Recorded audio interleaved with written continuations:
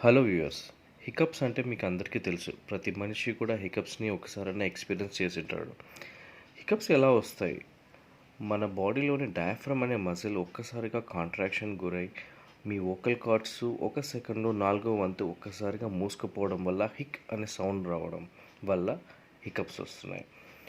So మీకు interesting fact ఇందులో ఏంటంటే, అమెరికన్కి చెందిన ఒక చార్లెస్ ఆస్బర్న్ అనే వ్యక్తి 1922లో మొదలైన హికప్స్ 1990 వరకు కంటిన్యూగా రావడం గిన్నిస్ రికార్డ్ చరిత్రలో మొట్టమొదటిసారి. అంచనా ప్రకారం లెక్కేస్తే 43 కోట్ల సార్లు ఎక్కిళ్ళు వచ్చిండొచ్చని అంచనా. చాలా వింతగా ఉంది కదా. మీరు సబ్స్క్రైబ్ చేయండి నా ఛానల్. ఇలాంటి వింత విషయాలు ఇంకా అప్డేట్ చేస్తాను. Thank you.